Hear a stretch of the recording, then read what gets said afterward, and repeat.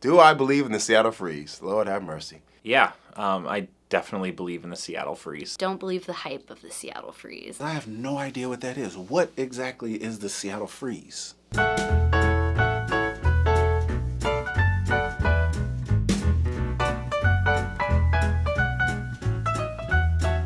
I didn't believe in the Seattle freeze until I traveled outside of Seattle, and I was in a bar in Atlanta, Georgia, and I was sitting there and people talked to me and they said, "Hey, what game are you watching?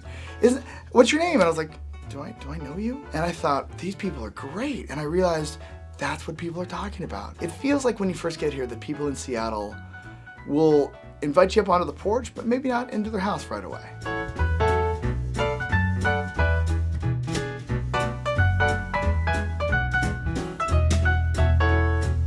I found Seattle to be a really welcoming place, and I have kind of fallen into a really great sense of community here. That being said, I don't think that community is from Seattleites who are natives. I think I know like 2 natives. Seattleites already have their circle of friends, like I said, and so they aren't working as hard to find new ones as those of us who are transplants are.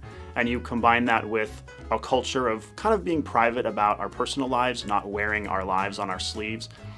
And I think those two things together make it feel like it's harder to get to know Seattleites. I guess it's been a while since I've been like the one black guy at things. So in terms of the Seattle freeze, I can't tell if people are awkward or racist. That's honestly where I'm at right now. When people talk about the Seattle freeze, I see myself.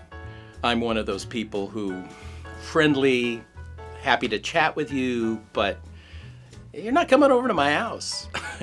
I don't particularly even want to know my neighbors. So to me, a good neighbor is someone you don't have to know, because you're both doing your own thing, and they leave you alone, you leave them alone. So I realize I am part of the problem.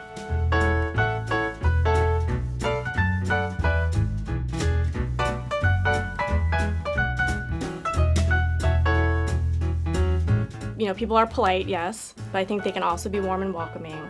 But I think folks do have to earn some trust, or you have to like put in the effort. If you only stay with other transplants, you're gonna keep perpetuating that, like, oh, Seattleites aren't friendly and they don't want to hang out with me. So it's just like anywhere else. You gotta branch out of your bubble. The way I see the freeze is sometimes just our inability to go outside our comfort zones. I had to work really hard to put myself out and say yes to everything, to meet people, to make friends, and to build my own community within Seattle.